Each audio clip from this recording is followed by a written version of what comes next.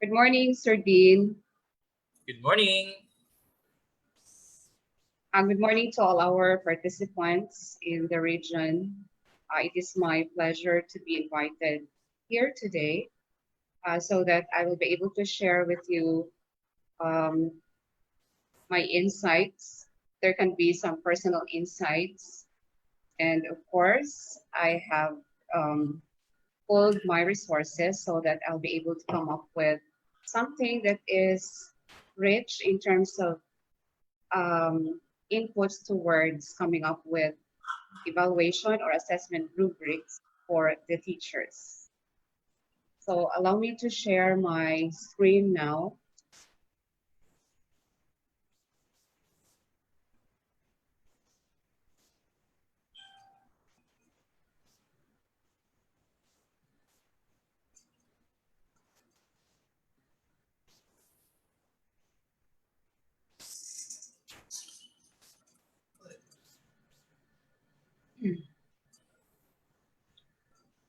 All right, so at this point, I would like to convey my gratitude to the Department of Education Region 8 through the director, the Honorable Director, Dr. Ramir Oitico, um, the ARD, Dr. Arnolfo Balane, and all the rest of the respected and highly esteemed supervisors and the rest of the personnel of the region. A special mention goes to EPS Pelinio for the trust, the confidence of having invited me here today. I hope everyone is going to be benevolent of their presence as I would request your participation, your engagement in the activities that I have prepared for you today.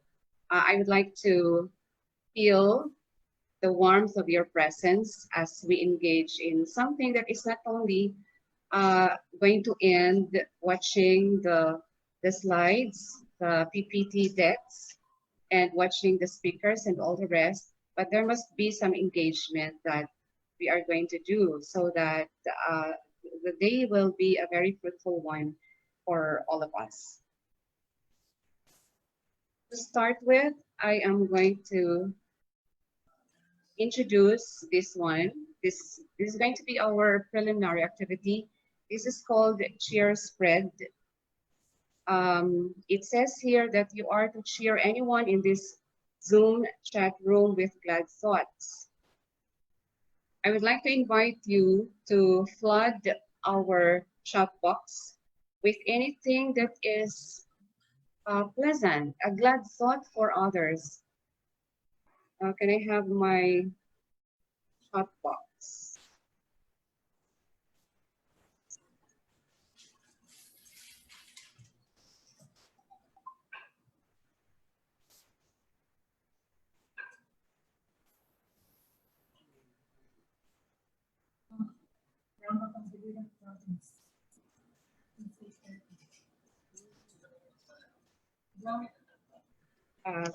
This.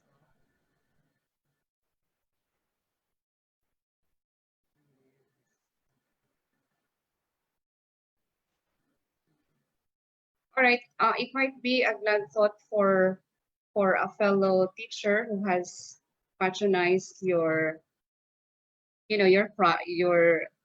for those who have become instant entrepreneurs.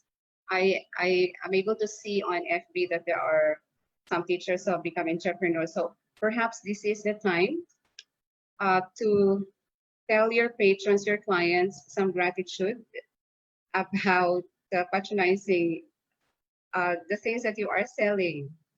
So they're already every day is a gift. If you are a couple here, you might also cheer your wife or your husband. Maybe a wife can say, can tell her husband, thank you for preparing the breakfast today. That could be fine. All right. Or you may also spread some cheer to the very good RD, Director Oitico, for leading Region 8 in a very energetic and very driven way of leadership. Okay, Spread God's love. Cheers to the happy. All right. Glad to have you as a resource speaker. Thank you very much. Spread love. Spread love to all. Okay. Thank you very much. Thank you, Lord. Yeah, we have to be very grateful about today. And basically, I guess the most important thing to be grateful about is our staying healthy, our staying infection free. I guess you will agree. You agree?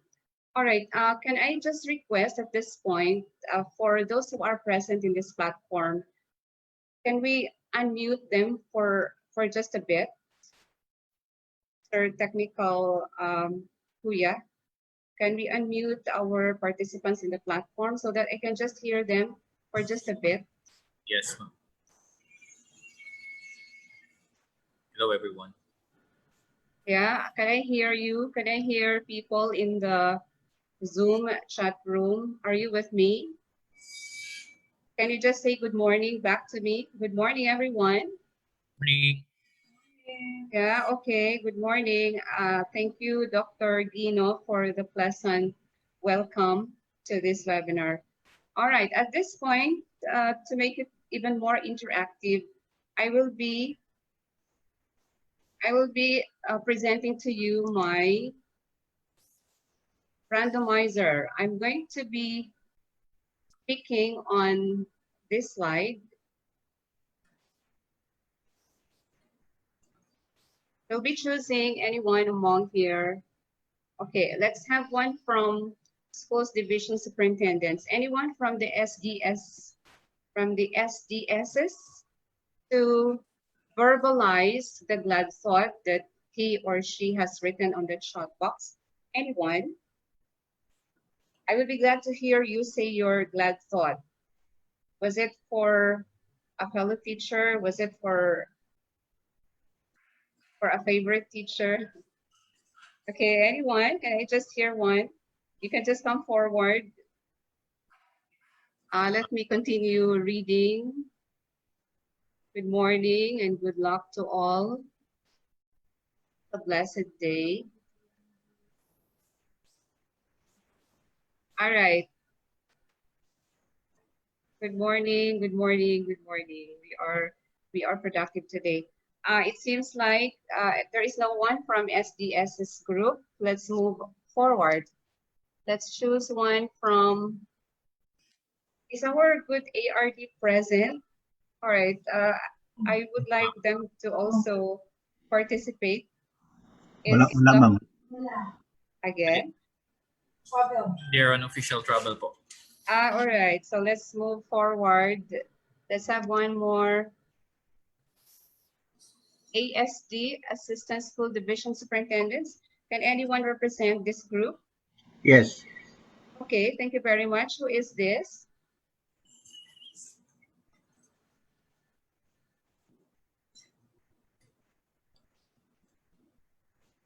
You may just say your thoughts, sir or ma'am, based on what you have written on the chat box. Happy learning, everyone. Good morning. Stay happy and pray from Malipog Central School. Grateful Thursday morning to everyone from Mom Pomida, Mom Diana Pomida. Anyone from the ASD? Very empowered people. All right, I'll just continue reading. Be ready for the new normal. The future depends on us. It's a grateful Thursday morning to everyone. All right, can we hear one? Let's move forward. Can we hear one from the EPS, from the program supervisors of the region, or from the Leyte division, from the city division? Hello. All right, I hope to get a response. I just would like to feel the warmth of your presence.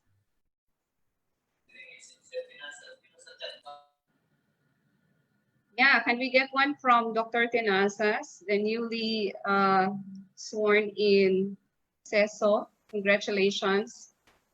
Sir Edgar for the current feat. I guess everyone will be pleased to hear you.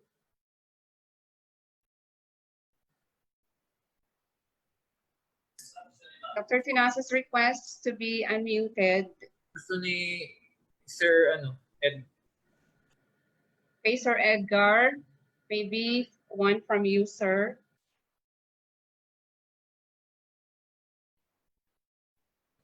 Okay, good morning, everyone.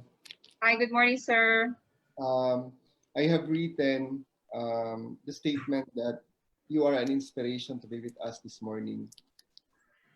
Okay. All right, thank you very much, Dr. Tinasas, for that. Sir Tinasas. Nurse pala, nurse. Nurse.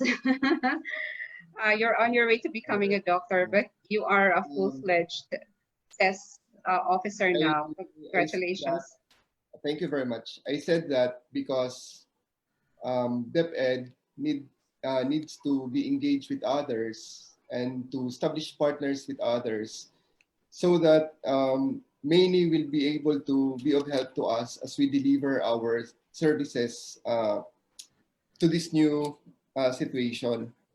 So you are an inspiration because I know that at the end, our people from the Department of Eastern Visayas region will learn a lot and will be able to conceive a lot of ideas that will be of help to us as we journey towards the opening of our classes. So with that, I am giving my congratulations to everyone.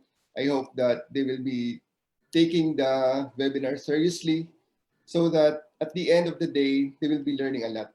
That's all. All right, thank you very much, sir. Sir Edgar Tinasas, for the warm words, for the warm thoughts about my having been here. The invitation is gladly acknowledged. Okay, so I guess we're able to start right. We have to start with positivity. To give credit to the cheer spread, this particular segment is something that I have adopted. I would like to acknowledge and give credit to the original concept of this one. I got this from attorney Antoinette Aliones, the speaker for the what do you call that? The webinar by the CES board, by which I was able to attend.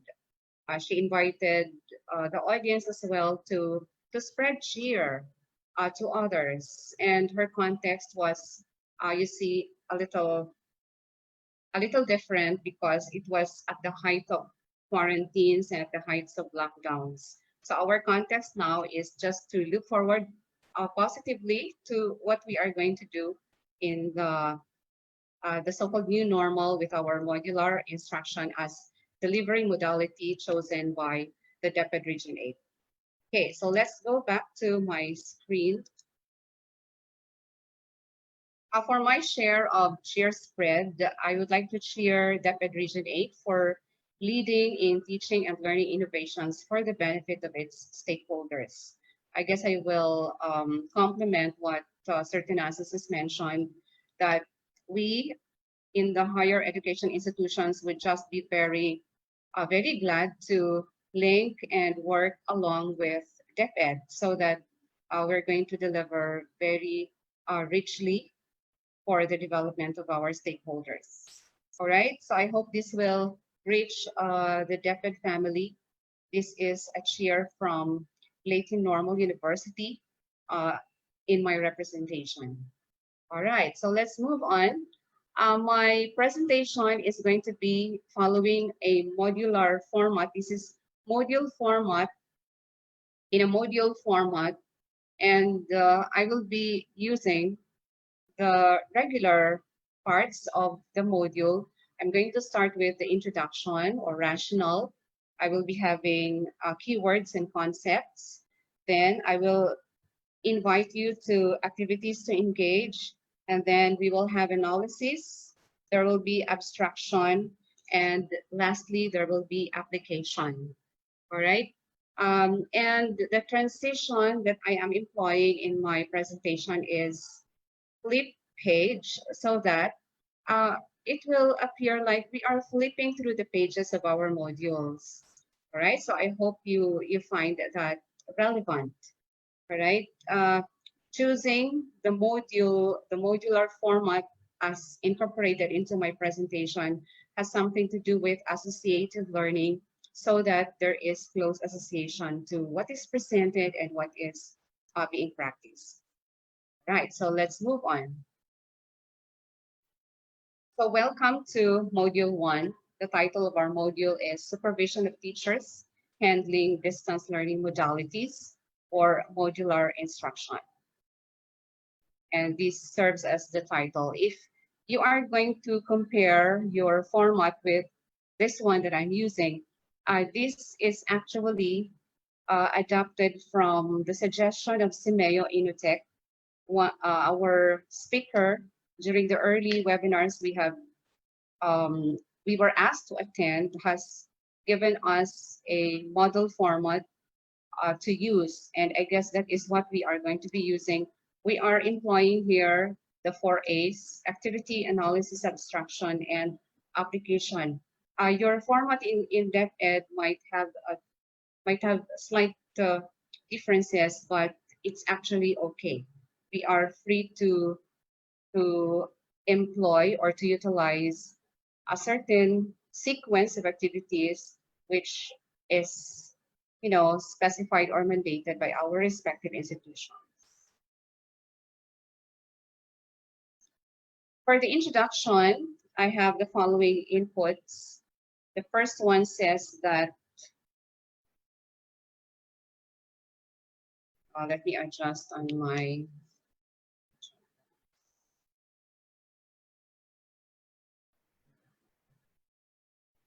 it says that distance education is now a major player in the broad revision of education. And I guess that is right. We have to look at the big word major player and the word broad revision. Distance education, although has been there for quite a time, like UP has been there for their open university platform. But this one in the current time is something that that most of us are adjusting to. And we're trying to modify our practices from the face-to-face, the residential face-to-face mode of delivery. So this is undeniably right, according to as shared or as I have gotten from Cleveland, Ines, and Garrison. The second point says that distance education, when aptly designed and delivered, is closest to completing the triangle of education, which are stated: access, affordability, and quality. All right, so I think you're going to agree, access and affordability are relative in the context of the Philippines, in the context of Tacloban City, for example. We are prompted with problems about the children, our students, obtaining access. That's why we have to provide other means by which they can be reached. Affordability has something to do with, the economic condition of our stakeholders. We are aware that there are a lot of our families, fellow our fellow men, for that matter, many are struggling in terms of their livelihood and their sources of income, and it redounds to their difficulty of providing for their children. But at any rate, these are being addressed by institutions, by DepEd very particularly, with the options that you are putting in place. And quality is something that is, to me, is non-negotiable. Quality in education should be the prime concern of everyone. If we can do something if we can negotiate on access and affordability, there are measures to address them. Quality is something that should be the epitome, that should be the aim of everyone. If we have quality education, our workforce is also promised. Still part of the introduction, Garrison says that the amount of face-to-face instruction that is replaced by hybrid classes or distance learning varies greatly by institution, class, discipline, and learning objectives. As I have mentioned, we have here the words, the amount of instruction varies. No? Variation is felt in terms of implementing modifications and adjustments because institutions are unique from one another. They have their own flagship program, for example, and so there cannot be a uniform, you cannot expect for a uniform implementation of hybrid or distance learning instruction, considering the resources, considering the many factors that affect implementation. So there really will be a lot of, that's why there can be options for students to go to. If they see that a particular school is implementing this and it meets their need, then they have the option to go to that particular institution because of certain parameters that they are considering. And so we proceed to still part of introduction, imperatives in distance learning modalities according to this particular author. The first one says, make learning goals and paths clear to students. I hope you're going to agree that if you are going to start any lesson, you have to begin by presenting the learning outcomes, the learning outcomes or objectives. That way, it is putting yourself and the students to the right direction. You actually are journeying together. At the start of the lesson, if you are going to present clearly the learning outcomes, the students are clarified. What are they going to expect in this session? What are they going to end up with? And you as a teacher, you also are clarified about what direction to take and how to bring your students along with you so that you together will be able to reach a common end. Okay, number 2 says, use deliberate practice and mastery learning competencies. When we say deliberate practice, what could be a synonym to deliberate? When you say something is deliberate, it is intentional. It is something that you do for a purpose. And if you practice this in your classroom, plus your mastery of the learning competencies, your mastery of your discipline, you are going to achieve, you're going to attain a very smooth sailing conduct of the lesson, and everything is put in place. Okay, being deliberate about your practice is putting in mind that your goal is to make a difference, to make your students become skilled in that particular aspect that you are emphasizing in your lesson. This one is provide prompt and constructive feedback. I guess this is about timeliness. If you give prompt feedback, it is comparable to saying, there's a saying that justice delayed is justice denied. Do you agree with that? If you give prompt action, if you give prompt feedback, the students are readily aware about their shortcomings. And plus the fact that you are making your feedback very constructive, that is going to complement, that is going to be a very good thing to do. That's very impressive. Your supervisor is going to give you plus points. It's going to give you stars about doing that. And I guess you are skilled enough about how to give constructive feedback. Perhaps what I can emphasize here is that you employ you attitude principle. Have you heard of that? When you talk about you attitude principle, it's accenting the positive and downplaying the negative. If you accent on the positive, you're actually, when you give a feedback, you actually are giving two sides of the point, or you are going to say, what do you want first, the good news or the bad news? No? But I guess it should always be the good news over the not so pleasant one. So that is going to be an imperative. This must be an imperative for teachers to do. Then provide a balance of challenge and support. What can we relate to this one? Balance in life is always important. And in teaching, if you are challenging your students, you must be there to provide support. Do not bring your students to challenging tasks and difficult tasks without a promise that you are going to be there to back them up if they stumble, so to speak, and to give them support. We remember the MKO, or the more knowledgeable other, by Vygotsky, that is very applicable here.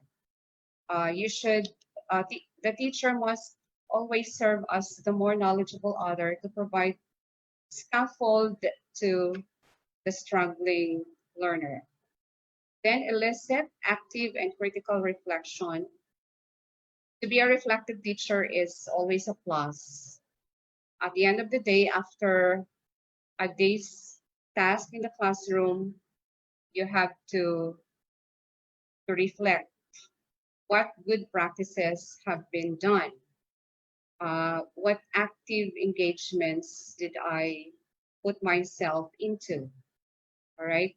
So that is reciprocal to the students. You must be able to make them active learners, not passive, and they must also develop how to be thinking critically about what they have just done. And the last one in this item is teachers have to link inquiries to genuine issues of high interest to learners. I guess what we can relate to this one is that we have to bring back the skill of asking good questions. Because you have to link inquiries. Your questions must be so stated in such a way that they draw significant learnings from students, relevant and significant learnings, because it will promise genuine interest from the learners. We can bring here the difference between thin and thick questions. When we say thin questions, they are the information questions that we just ask for very short information. While if we are going to give divergent questions, the two kinds of questioning are associated with being convergent and being divergent. If you give convergent questions, these are just going to require for one sentence, for one word responses, very limited. Whereas if you're going to give divergent questions, it comes from the word diverse. It means it will draw students' varied opinion and varied insights. All right, so calling these imperatives is suggesting that these are the things that we should do or we must do. Which one is stronger, should or must? All right, so but that implies the importance of these items, and there are going to be adjustments if they are going to be applied to distance learning modalities. It seems like there can just be it's not limited to thinking that the classroom is just transferred to the modules. No? There must be some other things to consider so that learning becomes meaningful even in the absence of being together in a classroom. We move now to evaluation of teaching as an important aspect in this interaction. Evaluation of teaching, according to Ellis, must be holistic. It must not be in chunks. It must be able to look at the entirety of the process, and it must be intentional. There must be purpose. There must be a goal why the evaluation is being conducted, and adhering to the two big attributes of evaluation of teaching, it will result to an evaluation that is carefully designed and situated in context. So you have evaluation for the junior high school level, for elementary, for junior high school level, for the senior high school. I guess those are the big areas that will be delineated in terms of design and in terms of context. And all this considered all together, you are going to come up with a teaching standard or a benchmark. If the teaching standard is well defined, is concretized, that becomes the, what do you call that? That becomes the aspiration that will serve as the basis of aspiration by all teachers. Okay, and when we say benchmark, if something is considered a benchmark, that is the basis. Parang that should be every effort, all effort must be directed to the benchmark. Hence, the administrator's skills in evaluation must be there. Like they must have the knowledge on what to evaluate, meaning what will be the focus of your evaluation. There must be a clarity. There must be clarity about this aspect. The administrators or evaluators must have this skill as well, that they analyze, observe information and other data. Because if you're going to gather data, there must be worth of the data, and so there must be scientific process to follow in order to associate meaning to said data. The third one is evaluators must know how to translate collected data into meaningful feedback. This is the crucial thing in evaluation. There must be improved instruction. And if there is improved instruction, the beneficiaries are our students, of course. When we say meaningful feedback, translated collected data becomes will eventually formulate the meaningful feedback for the teachers. And when we say meaningful, it must be based on suggestions to improve, and then maybe interpreting the things that were seen so that they will become inputs for the teachers to consider and do something better in the next delivery. Still part of introduction are the primary objectives of supervision. I guess our supervisors, our school heads and principals are very much familiar and aware about these things. It's just a look back at maybe a bringing back, a reminiscence. One is you aim as a supervisor or a principal, you aim to provide objective feedback to teachers. And when we say objective, it should be fair, it should be unbiased, and it is never ambiguous. If we describe something to be ambiguous, it is open to different interpretations. If your feedback is unambiguous, it means it is very based on facts, and there's no space for misinterpretation. All right, and then another objective is to diagnose and solve teaching problems. Yeah, there can be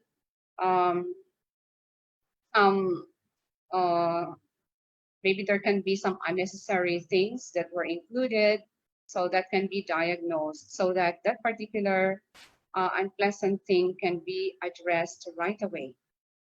Then that is, the third one is to help teachers develop their strategies and skills. Supervision is supposed to be towards helping, towards assisting. And as a person authorized to supervise or to monitor or to assess, they themselves must have developed these particular strategies and skills. In other words, expertise is also required of the person conducting assessment. It must be unwarranted, so to speak.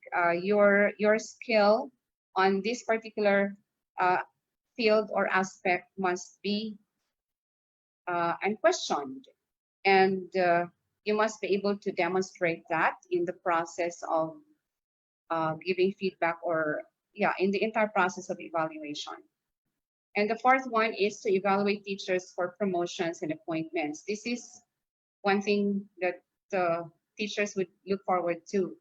They would like to gain promotions. They would like to get some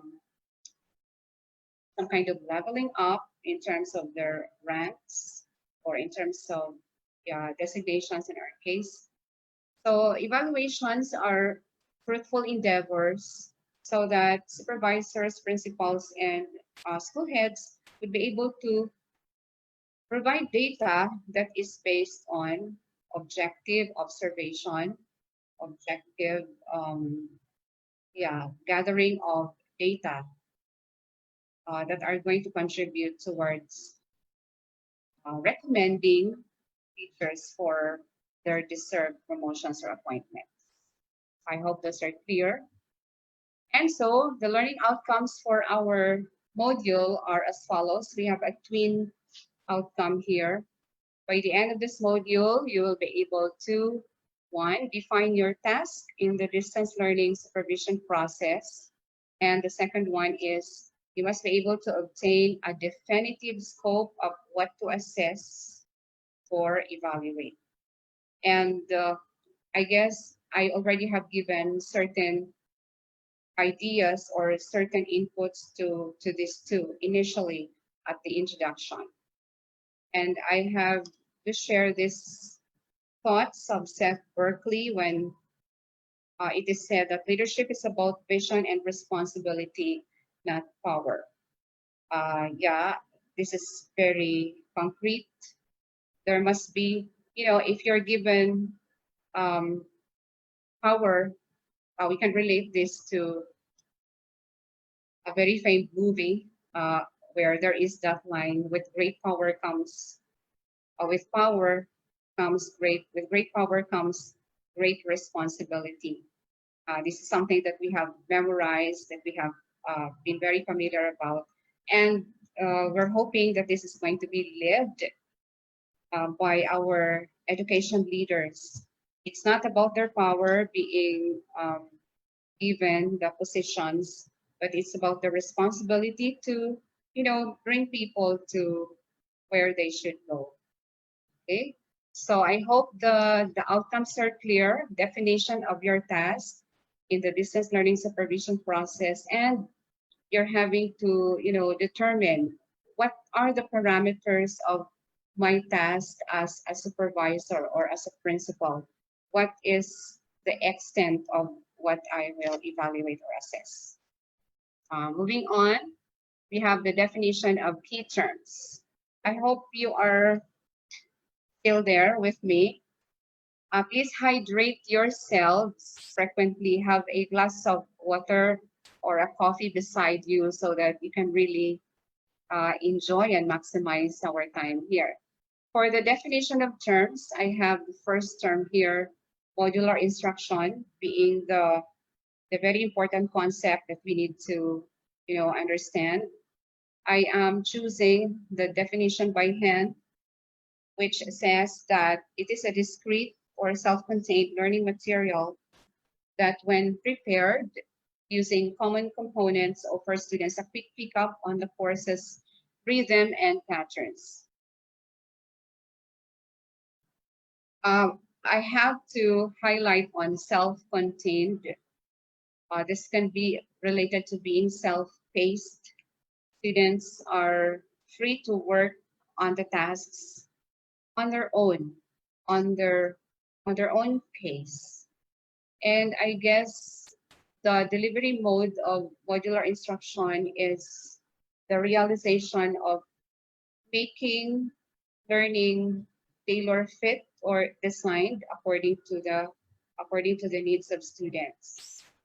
They're going to be working at home. They're going to be working at the safety ambience of their homes, and therefore this has to be the fact that it is discrete, it is individualized, it is singular, but you have to see to it that there are common components.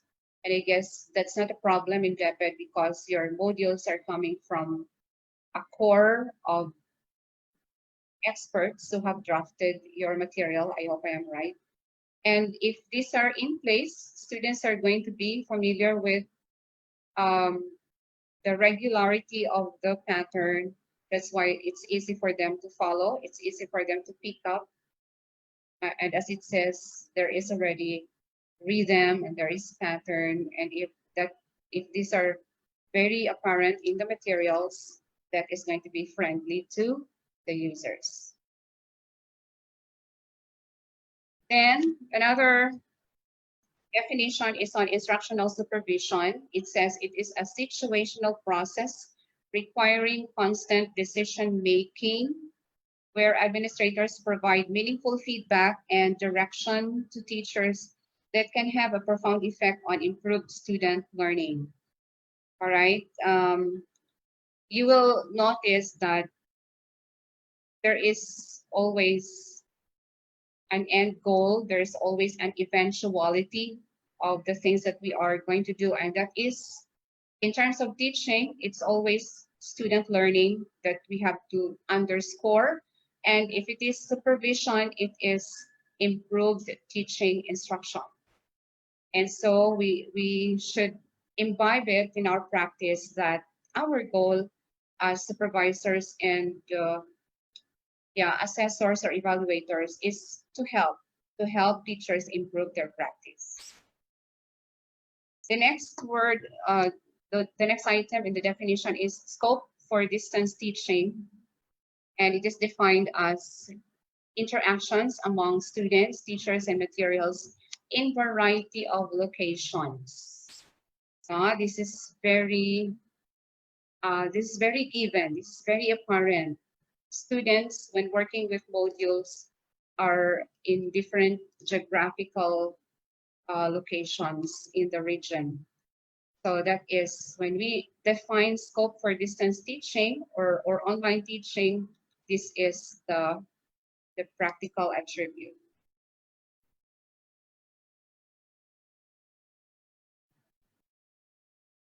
And it follows that according to this authority, supervisors, in relation to the scope for distance teaching, supervisors need to look at course content, which are going to be lecture notes, videos, readings, and assignments in order to provide context for the class. So this has to be looked into.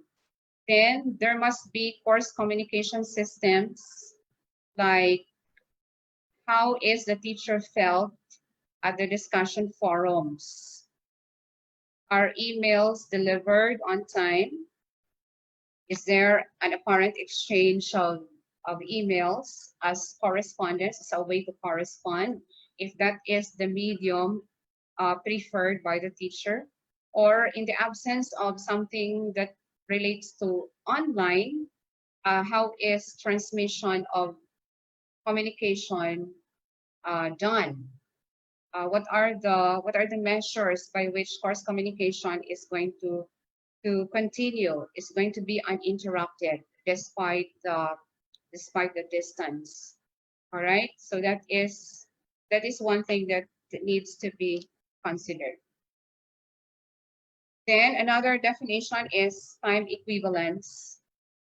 In the face-to-face classroom, we observe teachers at a 90-minute period, if that is the time allotment or 1 hour. No, that's going to be absent in modular instruction or distance learning.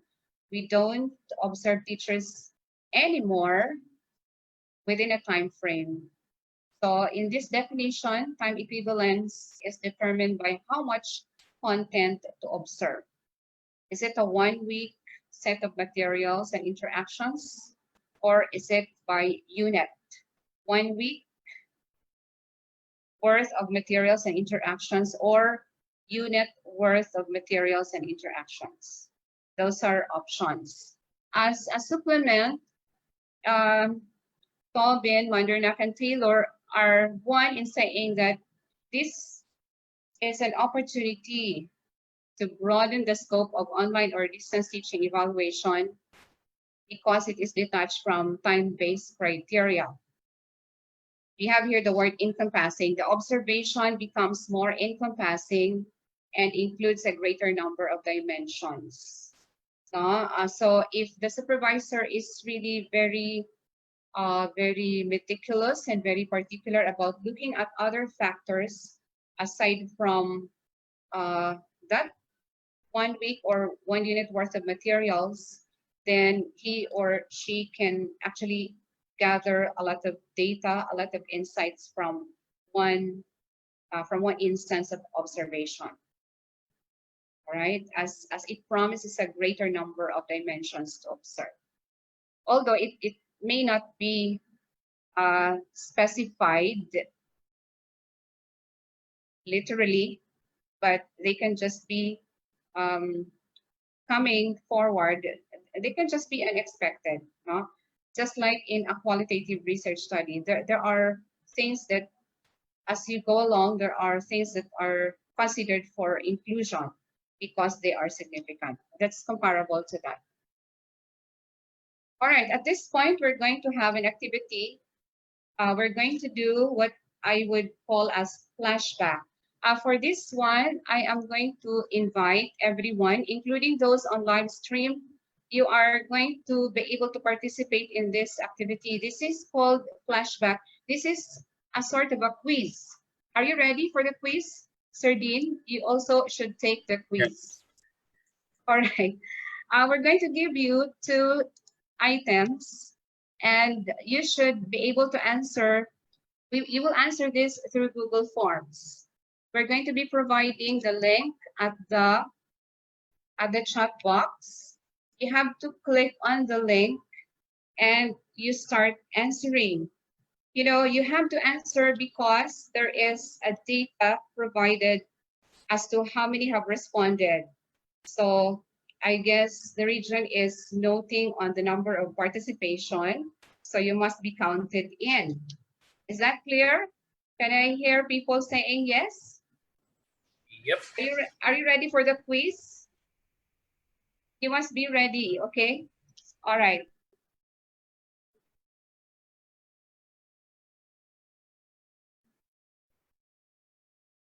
We're going to be flashing on screen the link to the Google form.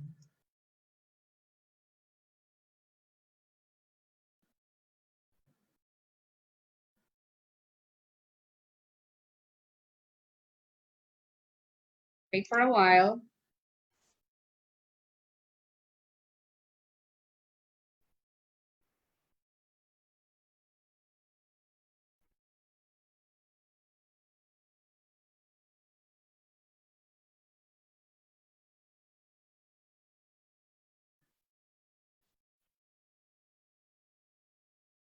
There you have it. The link is now on the chat box. You please click on the link and start working on the items. You're given 5 minutes to answer the quiz, the 2-item quiz. That's very generous of me to give you 5 minutes. By principle, by assessment principle, you're only given 1 minute per item, but I'm extending 3 minutes to that. Would that be fine? Is it okay? Are you answering now? I hope you are busy answering now.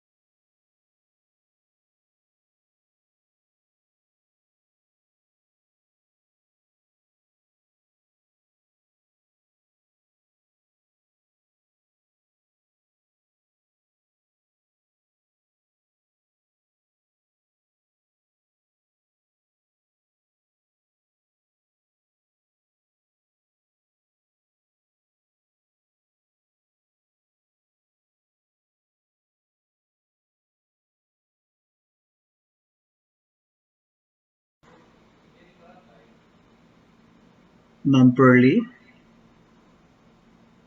can you copy this link to the chat box? It's here already. Thanks. Yeah, we are repeatedly copying or pasting the link.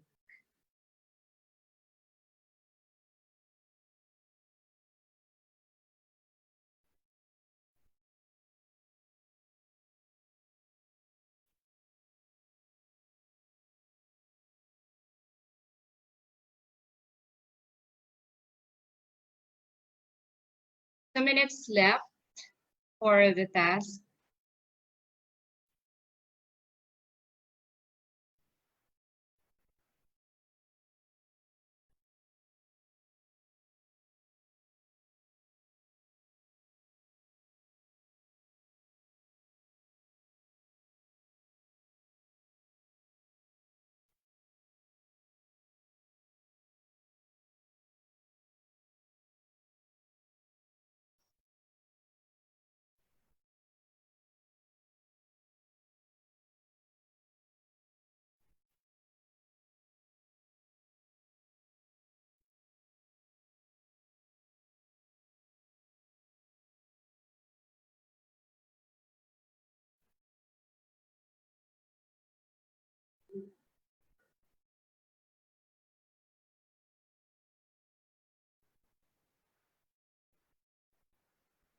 All right, 1 minute more.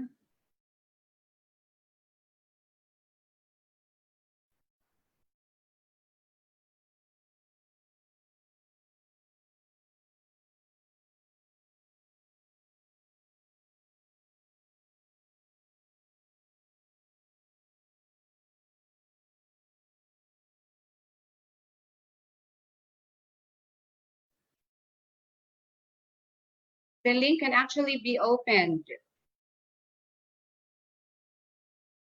Just reopen it again, maybe.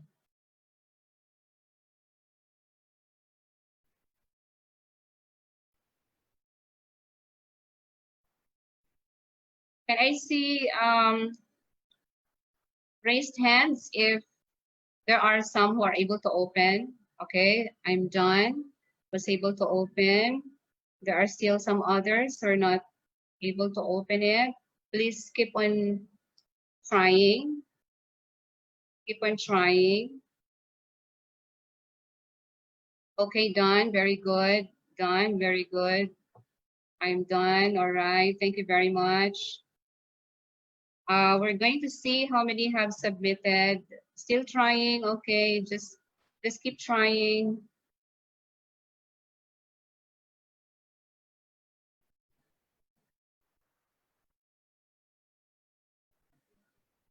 All right, as of now, there are already 225 who have submitted their answers.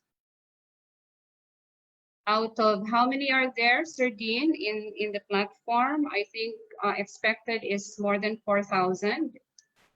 There are 803 participants currently. Yes, ma'am. At the moment here at the Zoom room. Yeah, 802.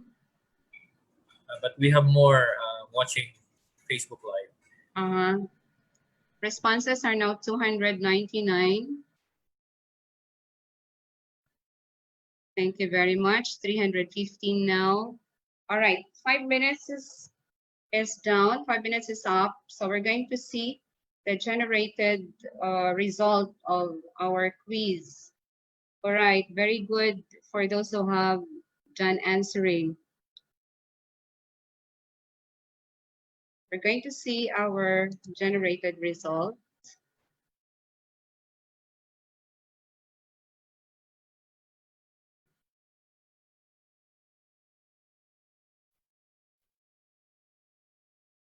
Okay. All right, so you can see here there are 403. There are 33 out of 423, 35 now for number one.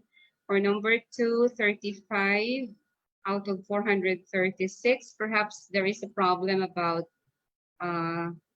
opening. All right, so you're going to see here the generated data for what we have done. And I'd like to acknowledge your participation. Very good. Now let's look at what are the specifics to this. What are the specifics to this one?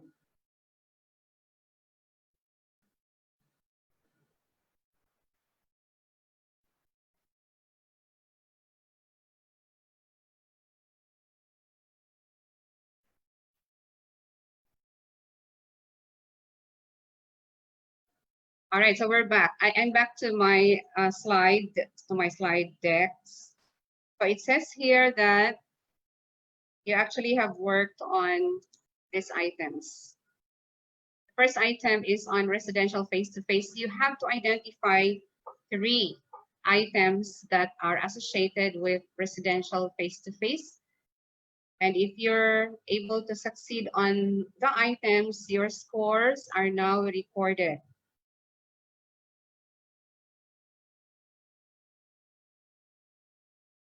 So what are these items? You should have answered this. You should have indicated or checked on these 3. For residential face-to-face, we have teaching, hand-holding, and banking model. Did you succeed on these 3? Very good. For those who made it well, who made it perfect for the 3 items. When we say teaching, this is traditional. Hand holding is comparable to, spoon feeding. There really is, that can have attributes on the physical touch the teachers do with the students. They really are guiding them very closely. And then banking model that is associated with, filling an empty vessel. All these may be not very friendly about the attributes of residential face-to-face, but these are inclined to the traditional way of teaching. Of course, as teachers, you would say, no, I'm not doing that anymore. I'm not spoon feeding my students. I'm not just feeling them as like a spectacle which is empty. But you see, just for the purpose of, delineating between the practices, the not so recommended practices under residential face-to-face and the distance learning, these are presented. Okay, and then for the distance learning or modular, there must have been 4. So if you answered self-directed, coaching, liberating, and relinquished control, you were actually listed among those who did very well in the activity. So in other words, distance learning is self-directed. It is giving the learners their freedom, their liberty to work on the material on their own, expectedly on their own, although they are with their family members who will probably serve as the MKO that could assist them, but we are going to expect that the students are going to be working by themselves. Coaching is done by the teacher. There must be coaching on certain schedule, because I guess by modular, you are going to deliver the modules at a certain time. There is going to be a time for retrieval so that the teacher can provide feedback on what the students have done. That's how I imagine the setup, based on some of my random conversations with DepEd teachers, a few DepEd teachers. It is liberating in the sense that, there's freedom about how the student will manipulate on the material, how his or her creativity can be incorporated into the task, and so on. There is no teacher to, prompt him or her about the limitation of what he's going to do, but he is by himself. He can do whatever special skill or talent that he has in order to complete the task. And relinquished control, meaning you have you have already relinquished the factor of controlling on the students because of this one, because of being liberating, because of being self-directed. All right, I hope you have done your best in the quiz. I could not be very specific on the details of the result, but I would like to appreciate your having participated in the activity, in the quiz. Take note, I am writing here, your scores are now recorded. This is something that you have to, incorporate in your practice. If we're going to be back to face-to-face modality, perhaps we refrain from the practice of, calling the scores of the students, like letting someone read the score. That's an old practice, no? Because of, respect. We should respect the individualities of our students. If you say your scores are now recorded, that's very objective. You're not trying to label anyone in the class. Moving on, we are now into analysis as we think and reflect. The following are the unique features of formative evaluation in distance learning. It says here that the novelty of the experience creates a need for informal feedback. Formative evaluation has something to do with an ongoing observation about what is impressive about the practice of the teacher and what needs improvement. We have here the word novelty.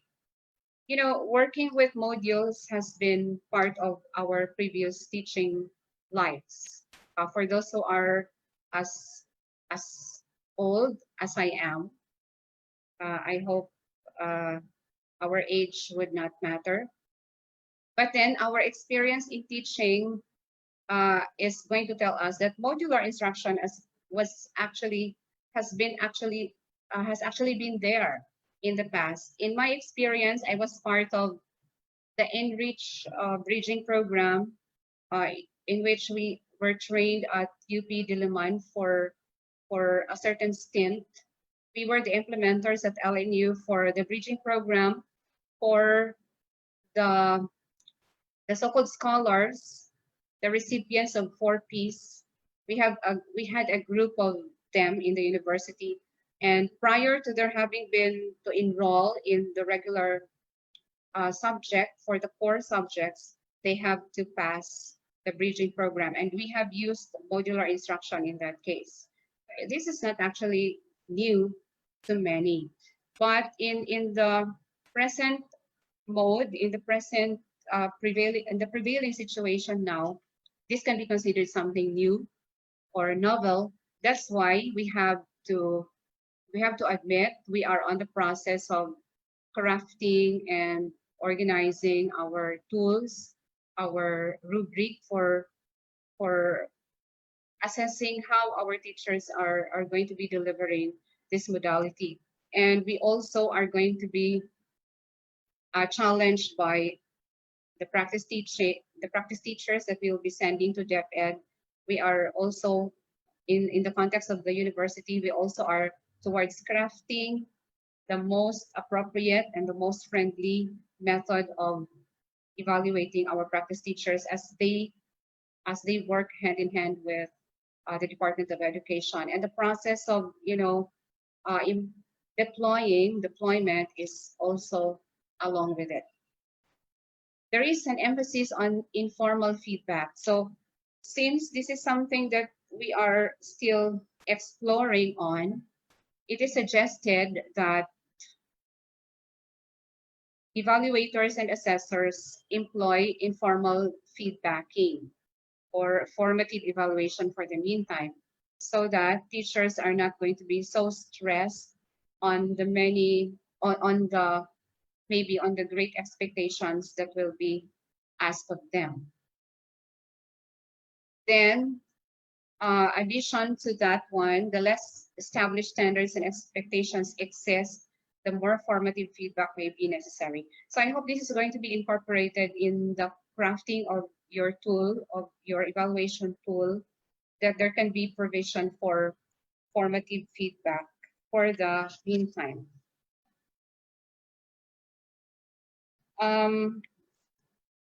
Perhaps as something that I will have to add relative to this one, to these two items, is one thing that I have obtained from a qualitative research study, which I will not be citing here anymore. I'm just going to relate what one finding was very significant and is connected to the present discussion that we have.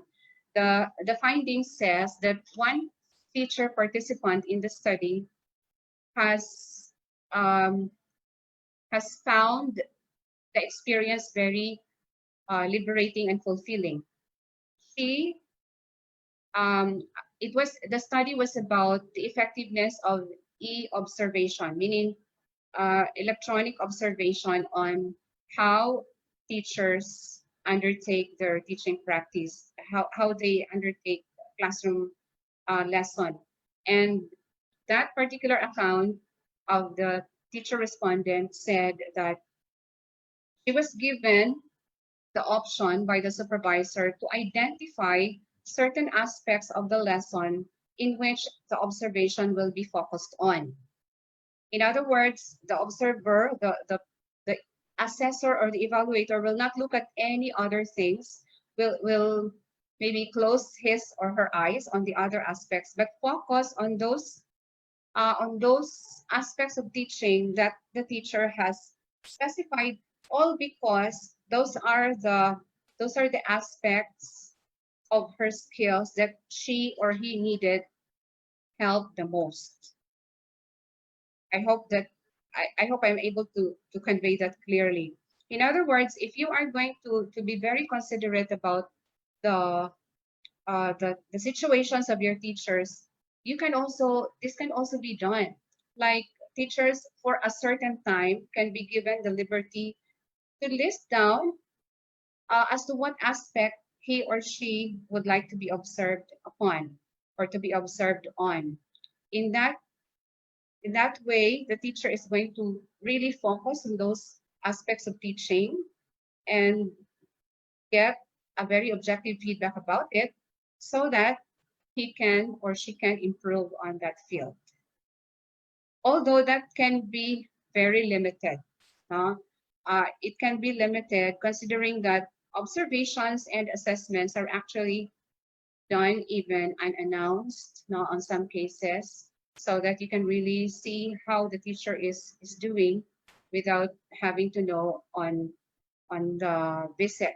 But in terms of visit, we don't mean visit in the classroom unless there is going to be face-to-face interaction. It can be somewhere else, and that should be defined by the Department of Education as to where would that observation happen.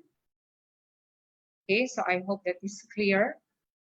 You see, I have just to share something personal. I was able to hear from one of the webinar speakers that the situation now is very challenging, very difficult. That's why we don't have to be hard on ourselves and we don't have to be hard on others. Let's make life a little easier for one another. I hope I'm putting that clear. To add one more to features of formative evaluation in distance learning is that focused formative evaluations produce more specific, targeted feedback that is amenable to actionable change. When we say amenable, we mean compliant, it is responsive, it is manageable. If the supervisor and the mentee or the teacher being observed agree on certain points about the process of evaluation, this will always be the result, actionable change. In other words, both are open, both parties are open to constructive feedback, and both are willing to, give his or her own share towards achieving the goal. Moving on, I have this further analysis for think and reflect. There is a question here. What makes one of the two questions better than the other? With these two questions, there must be one question that is better over the other in terms of connecting it to the modular way of delivery. So at this point, I would like you to type again at the chat box, either 1 or 2. Go ahead to see whether you are interacting. This is to check on your interaction.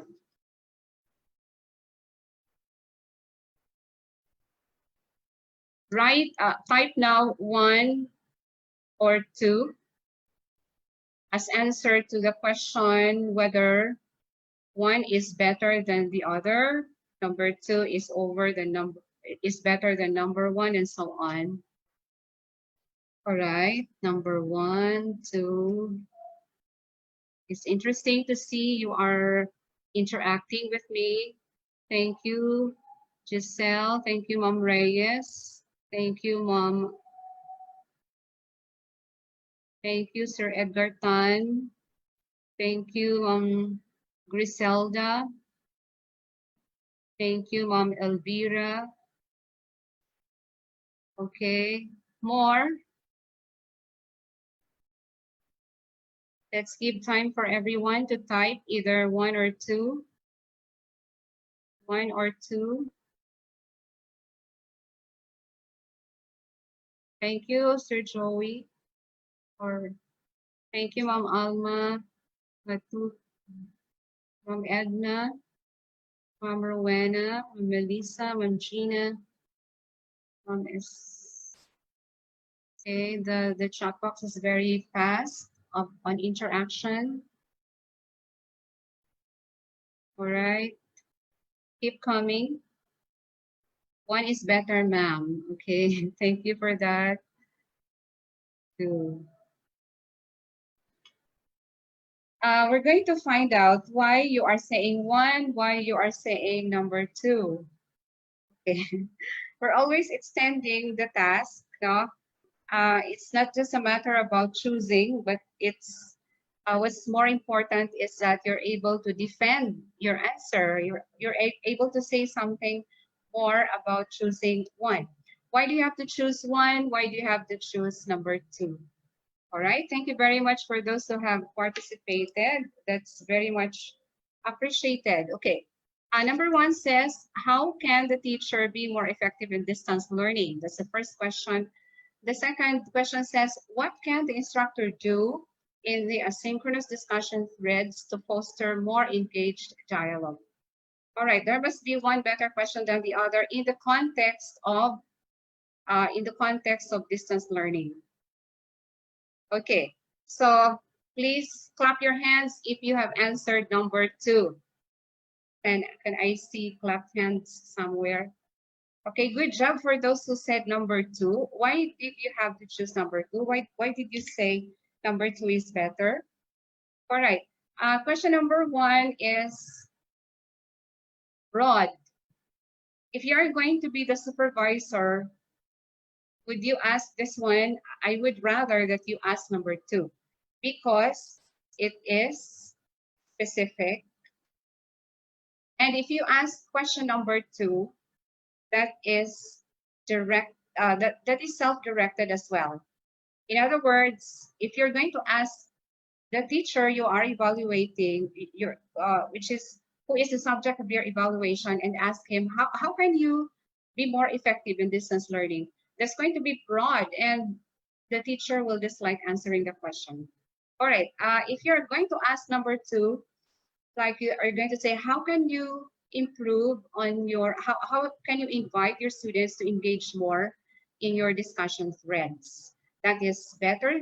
That is a better question because there is a specific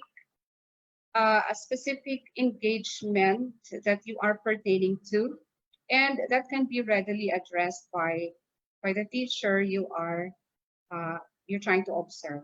Okay, so in other words, we bring back the idea of giving good questions that are stimulating, questions that are not difficult to answer.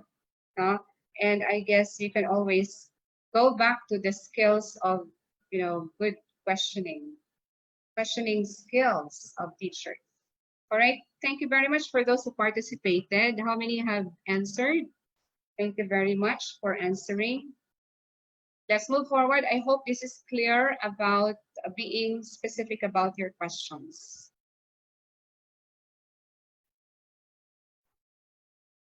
Continue with the next one. This is on abstraction already, where we engage and discuss.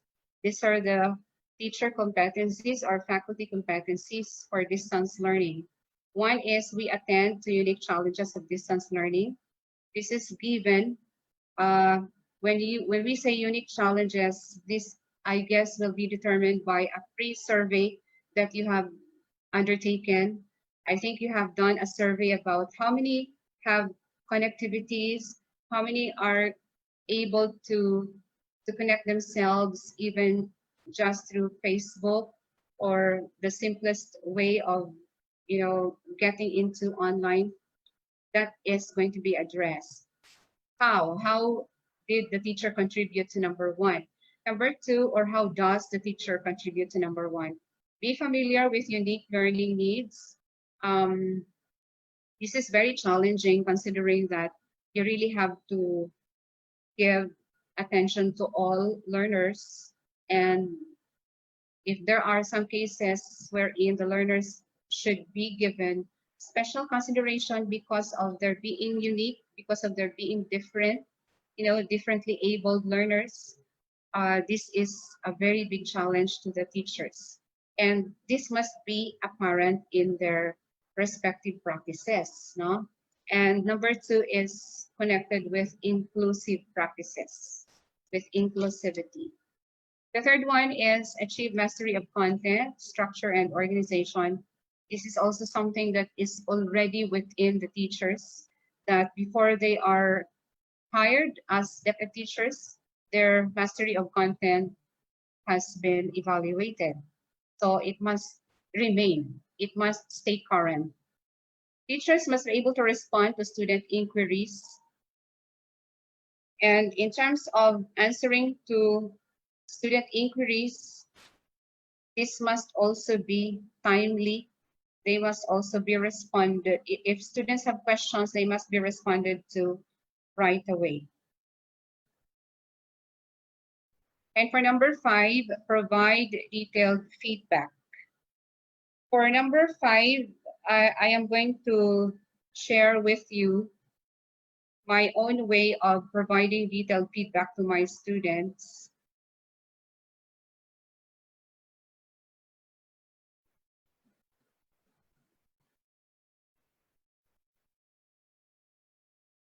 For the things that I have done during the quarantine and lockdowns, if you're going to see on your screen, this is dated May 12.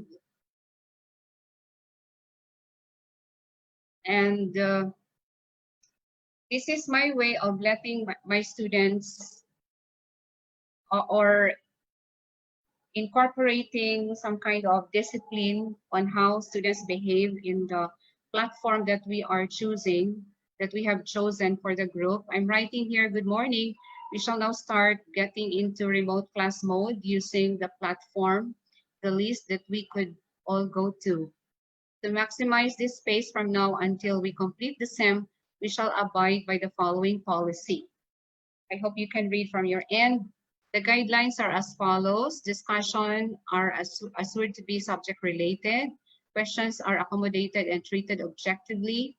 Thumb up emojis are used to convey agreement within the message rather than clicking it as an individual response to save space. You see, I have included this in the guideline because if there are a lot of emojis being submitted as part of the conversation, the thread is extending and there is already difficulty reading back. That's my purpose. Questions and clarifications are welcomed or treated one at a time. English as a means of interaction is preferred. However, shifting to other local dialects is permitted. Now that is to give, so that students are not going to be inhibited expressing something when they're not speaking English. To manage time well, giving of instructions, provision and feedback from my end as a professor, and forwarding of questions are done at the schedule of class. Now this number 6 has something to do with organizing and time management as well. They should be directed to a particular time so that you can also, as the teacher, you can have time for other things that you need to attend to. And lastly, judicious use of the platform is highly encouraged. Okay, so that is one of the things that I have done in my class. I have given them a module as well for the remaining content that were unfinished, and they have worked on it. So the JC, the group chat that I have established, served as our platform for interaction. All right.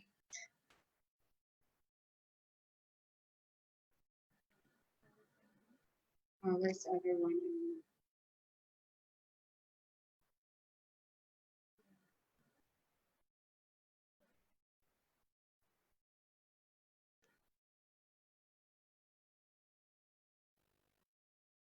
All right, so this one is another fragment of what I have shared with my students.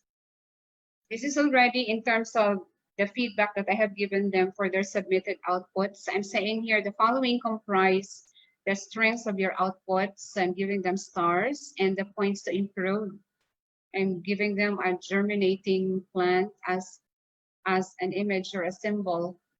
So for module 1, these are the things that have been acknowledged to be very, very impressive. These are the opportunities for growth. For number 2, these are the items that have received commendation, and these are the ones that need improvement. And these are very hinged, or these are anchored on the activities that were incorporated in the module. Then for module 3, these are the items. And then I also have given them a portion of my cheer spread. If your outputs have met the standards, that should make you happy. If otherwise, growth in learning is very much possible, and there is no reason to be sad. Do your best at all times. All right. So if my immediate head would have evaluated on what we have done, there is a concrete, there is something that I would be able to show, but you see, quarantines and lockdowns did not allow that to happen. So all these things are just neatly filed in my documents among the soft copies that I keep for myself. So I hope you are going to be organized as well in the noting of the things that you do during the modular instruction. You can keep them in your notes of your smartphones, because they are readily retrievable, and be guided by the things that you have done and the things that you are yet to do.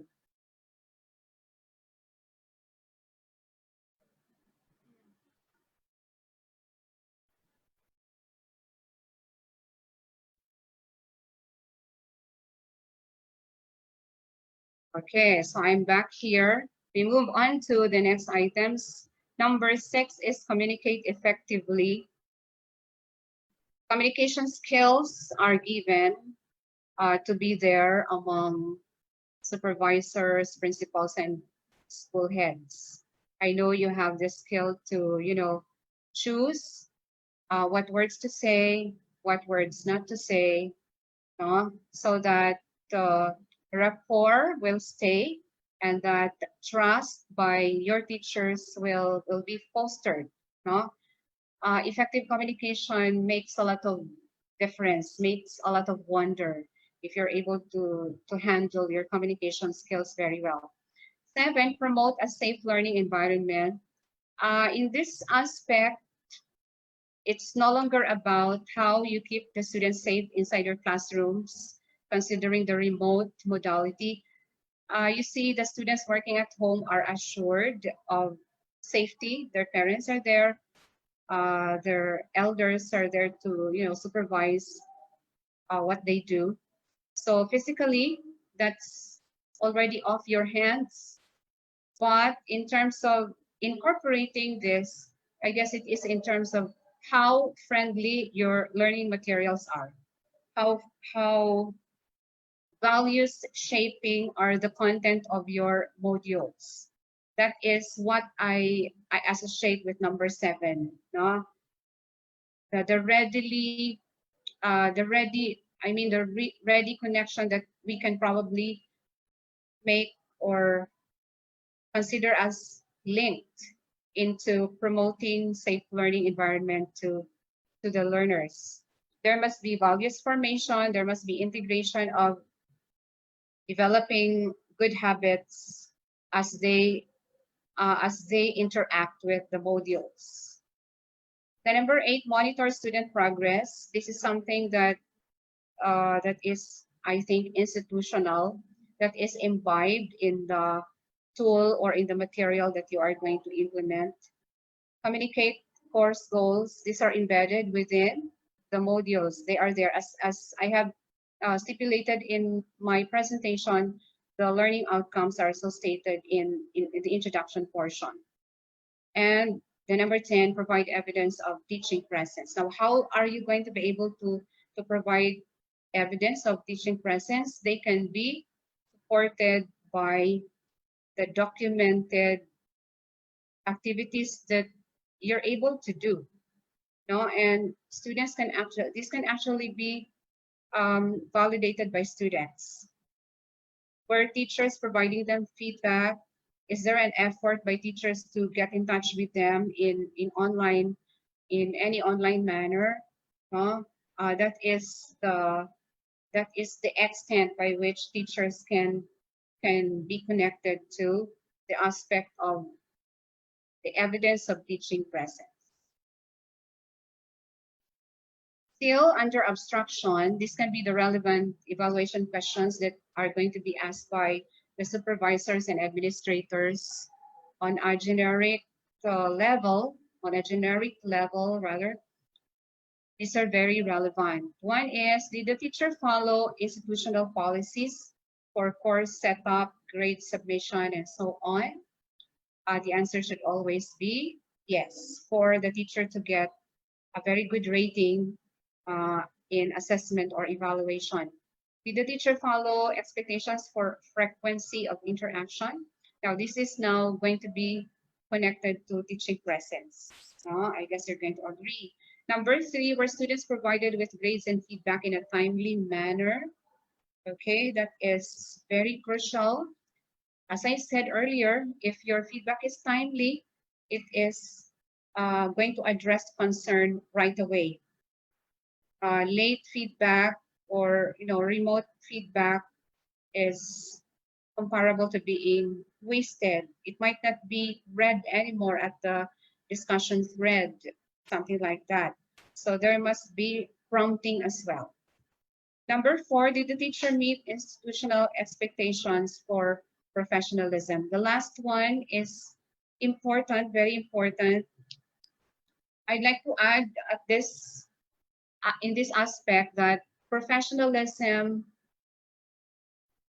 is very cohesive, very holistic. I mean, that if you're going to demonstrate professionalism, it's not only about the outward interaction that you're going to demonstrate, but it can also be on the unspoken, the hidden curriculum, so to speak, by the person's way of interacting. If you are a professional in the truest sense of the word, you must be able to do it, to demonstrate or to show yourself to others verbally, in terms of action, and in terms of dealing with your colleagues, no? And in terms of distance learning, that is going to be demonstrated in the manner by which the teacher will verbalize his feedback on a very public platform.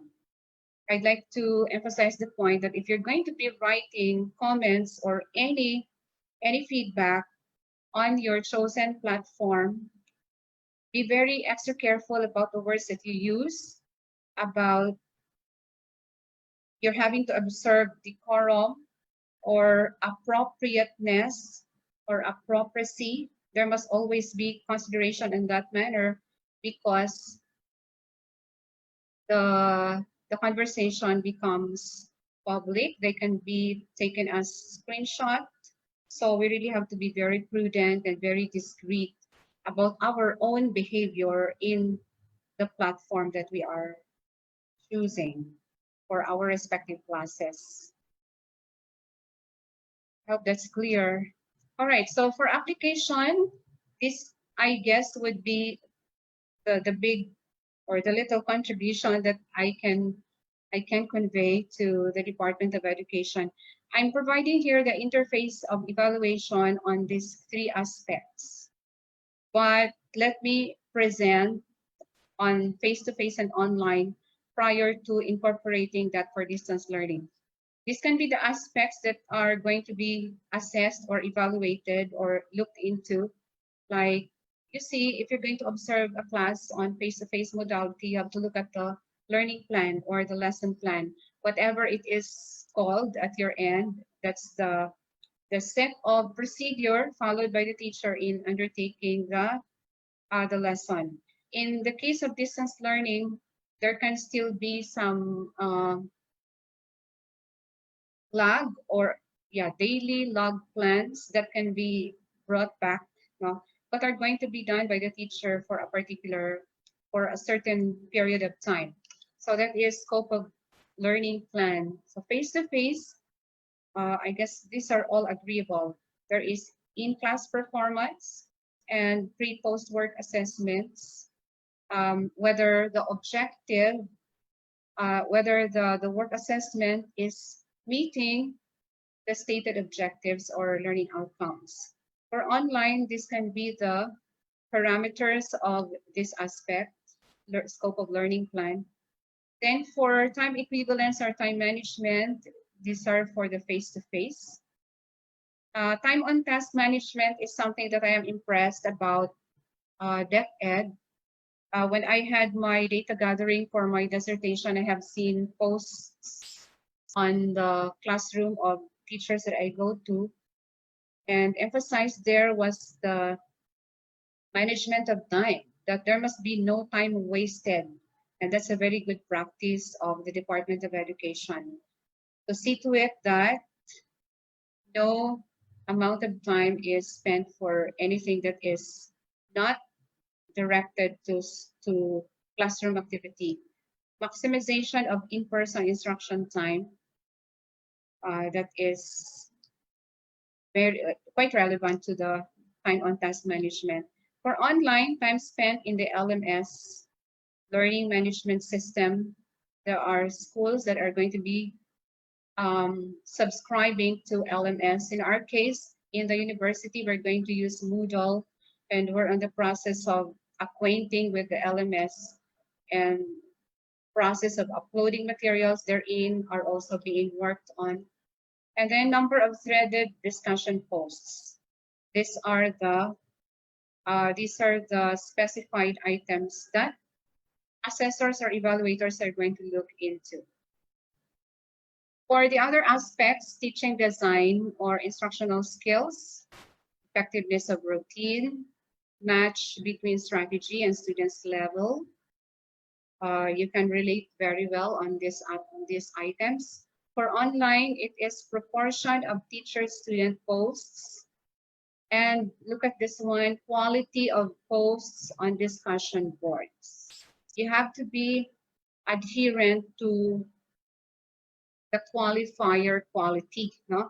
So if your instructional skills, if you want your instructional skills to be rated high, then you must be able to prove that you are providing quality discussion, relevant, and those that are really addressing students' concerns and so on.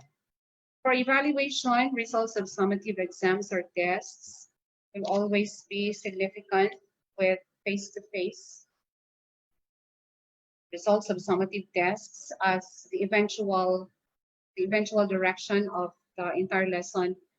For online, it is relevance of skill-based tests, right? And so this is now between the aspect and the modular delivery mode. For scope of learning plan, I have here translation of MELC. MELC stands for most essential learning competency. I understand, thank you to Supervisor Pelilio for sharing with me the inputs from RD or TICO's snippets of the Learning Continuity Plan or LCP. I was able to see that there is now a standing learning continuity plan of the department, and MELCs are those that are extracted from the thousands of competencies that are within the program of K to 12.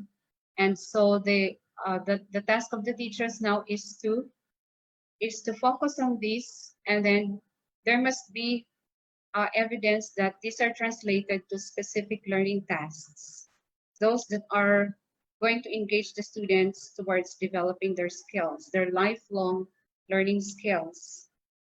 Another aspect would be quality of inputs and formative evaluations. They must also be made apparent, and there must also be performance-based assessment. And at your end, you have your own distinct definition of what makes assessments performance-based. For time equivalence or time management, timeliness of interaction and feedback, this is going to be repeatedly said. There must be prompt feedback provided. You see, when we're doing face-to-face interaction or face-to-face residential delivery, there are cases I might also be guilty about certain times when we would not be able to check papers right away. And that must be improved. That must be among the things that we have to improve, considering that we are going to meet an indicative schedule. You must see to it that you are really religiously providing interaction and feedback to your students by the time they are delivered back and so on, or by the time the new set of modules are delivered, so that your work is not going to be piling up. And supervision can be done on that, whether the teacher is meeting the indicative schedule. I'm going to give a sample of an indicative schedule later, which I was able to get from Dr. Macaldi again from Semeo Inutech, and we will be looking at it later. The next one is on the teaching design or instructional skills. So for modular, teachers must be able to demonstrate that there is quality of their feedback on students' work, and that there is provision of teaching scaffolds. I also was able to see that DepEd has institutionalized the preparation and submission of simplified MELC-based weekly budget of lessons across grade levels. That is also the initiative, that is because of the initiative of the education leaders in Region 8. That's a very good thing to do. I was able to talk to one DepEd teacher in a random discussion, and she said and this is something that the department must be glad about. I asked her what keeps her busy nowadays as she prepares for the school opening. She said, I'm preparing, ma'am, on scaffolds. She was really using the term scaffolds, and preparing activity sheets and scaffolds for my students so that I am already prepared by the time classes will open. All right. So if there's a need for the identity of the teacher, which is very impressive to do, I can provide the details. But my point is that the DepEd should be happy that teachers are doing their part so that they can augment what is going to be lacking or what's going to be deficient from the material that will be downloaded to the regions. And I told this teacher that, well, that's impressive to hear. I'm happy that you are hands-on with your task as a teacher. And then for evaluation, evaluators can look into the quality of application tasks, whether they really are able to meet the stated learning outcomes. And then the last one is the conduct of revalidation schemes. Now, I'm going also to elaborate on the revalidation scheme that I'm referring here on the succeeding slide. Okay, so I hope those things are clear. This is a sample of an indicative schedule by Dr. Macalde. This is for, there are specific dates that should be met. There is provision for chat on this particular date.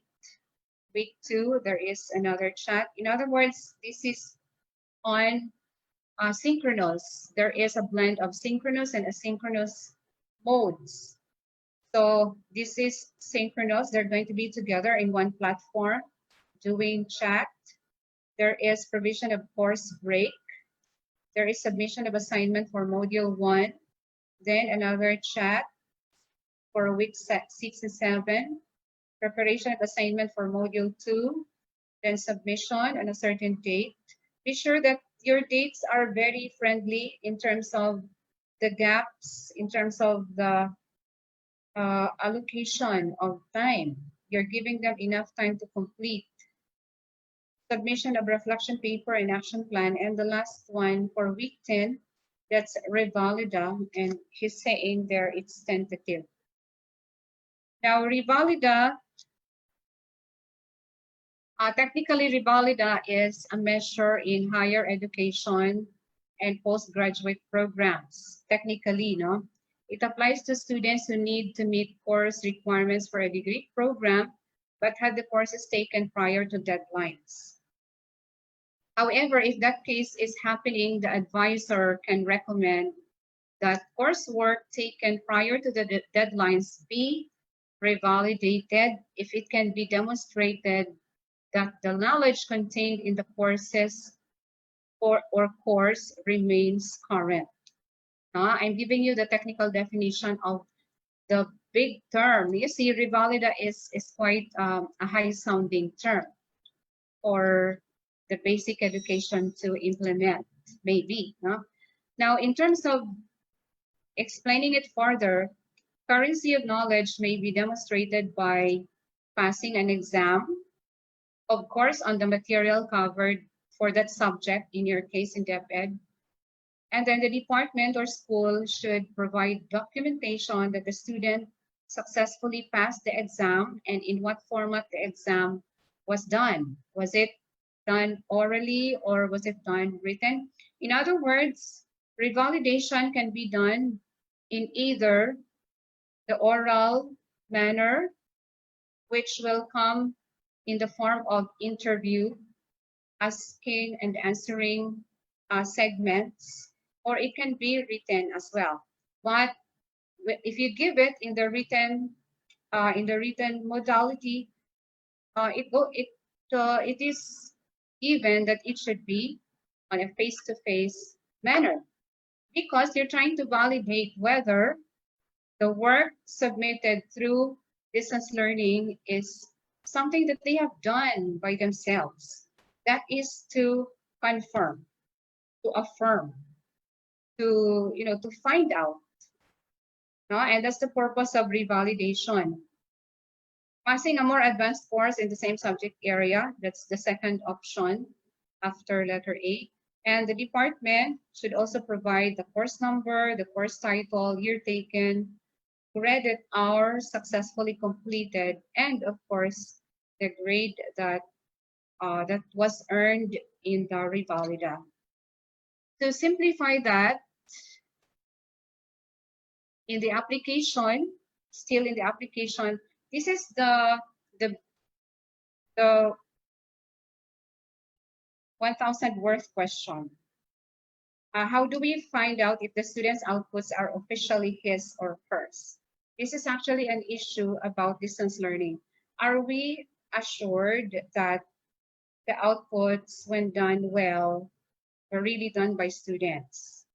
So there must be a way to find out. And so we have to verify. There must be some verification process. And revalida can be simplified into these two, no?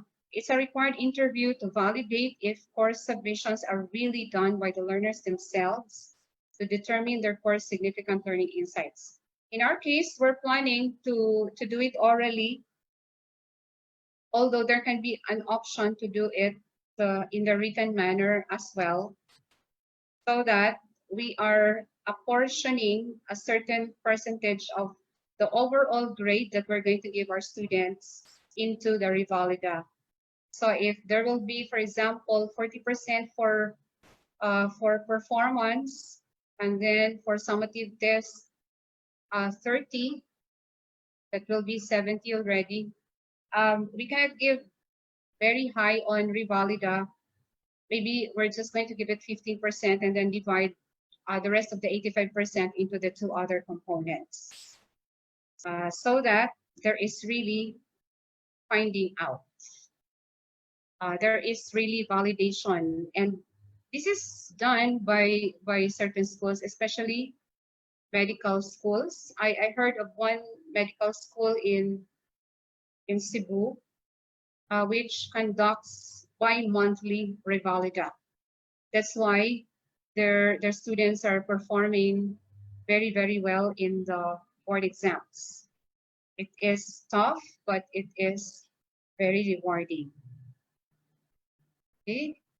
And again, I am citing Dr. Macalde for this. All right, so I guess I have reached the conclusion of my presentation. These are the references that I am going to, that I can attach to my presentation. And for this PowerPoint deck, I would like our participants to read along with me. You can unmute yourselves. Can you unmute yourselves? This is a spoken word that I have written for this purpose. The title of this spoken word is The Learner Above All. Can you say that together? Ma-unmute na lagi. Yes, sir. The learner Learner above all. Okay, thank you very much. Let's read through Learner above all.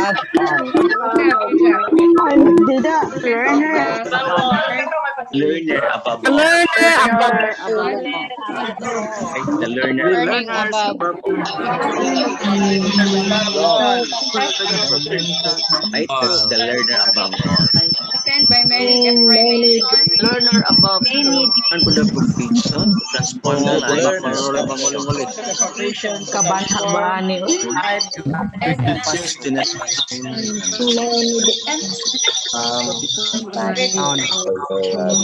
are taken to experience Above all.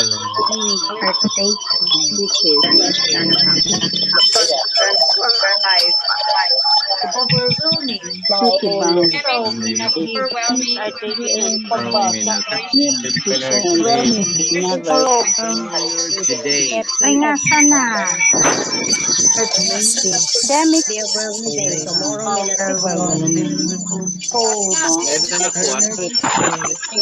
the learner today will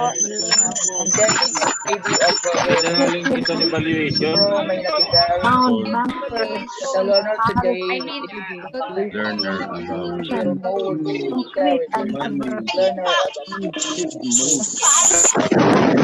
mean Learners above all. And it saves you to talk better, managing students. for the form life mean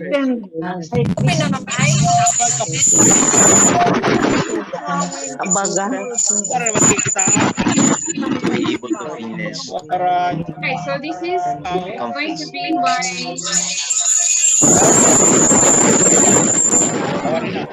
important point here is that Profession to transform a life mission. In my many deprivation, teachers. mean Thank you, ma'am. Thank you po.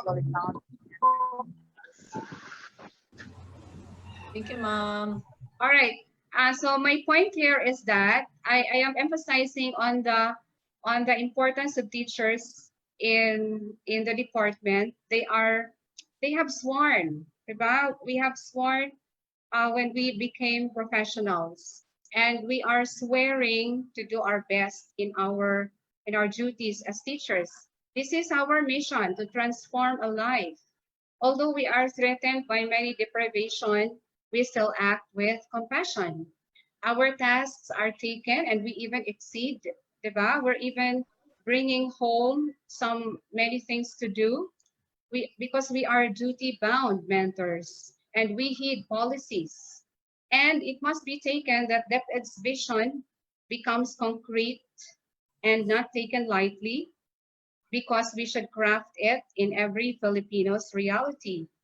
And so, to conclude, pandemics may be overwhelming, tomorrow may not be very promising, but the learner today with difficulty, teachers will mold with dexterity. So I'd like to invite everyone to type on the chat box, hashtag the learner above all. Can we do that, please? Hashtag the teacher above all.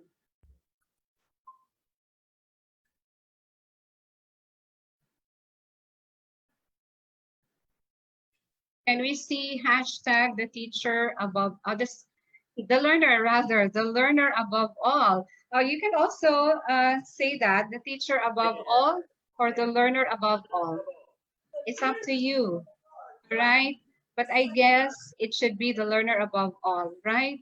The learner above all. Thank you. Thank you for your participation. The learner and teacher above all. That's right. The learners and the teachers above all. Yeah, that's great. But you see, I guess the most important person in the teaching learning platform is our learners. We are the instruments towards becoming the best of our learners. Agree? All right. Our chat box is being flooded by the learner above all. Hashtag the learner above all. It means you are very active. You're very engaged. Okay. All right. And so I'd like to share the last PowerPoint deck here. I'm sharing here one quotation by Maria Shi. It says, a management leader measures success by how well the people who work with him or her succeed.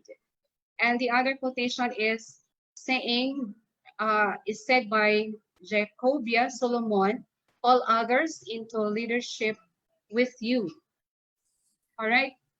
These quotations are those that I have brought with me when I take the CES written exam. That's why maybe I made it I was able to pass the CES written exam because there is a portion in the test which is essay. And in that essay, I did my best. I gave it all. And I have used this quotation along with my narrative in the essay. And this one is going to give us reflection on what we do as a supervisor, as a principal, or as a school head. We must bring teachers along with us. No, you can only measure your success as an education leader by the success of your people, by the success of others. And I think you should agree. I guess you will agree to that. I'm not saying you should agree, but there can be voluntary agreement. And call others into leadership with you by Jacobia Solomon. I find this very enlightening. So this is me at LNU. I have decided to give you this picture to emphasize the point that LNU is trying to preserve culture in our tradition. I have played here as one of the wives in the early production of Limasawa, but now I have somebody else has taken my role in that. That's many years ago. So with that, I would like to thank you for your attention. And this is my link if you want me to befriend on any social media accounts. Thank you very much. Perhaps we can open the floor now for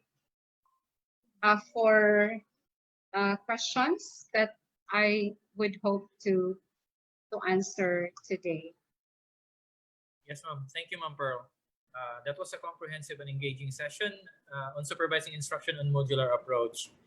Would like to thank you, ma'am, for sharing some of your own practices as examples. I'm pretty sure that the tips you gave us would be very useful for the participants as they navigate the new normal.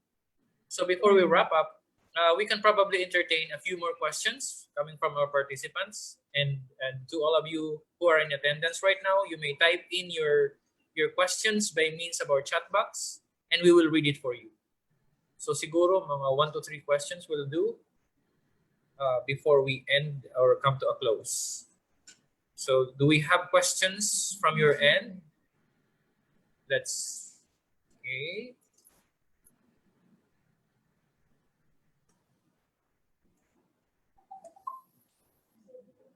Okay, for those who are saying thank you, I also would like to say thank you as well for being very engaged, for being very participative today.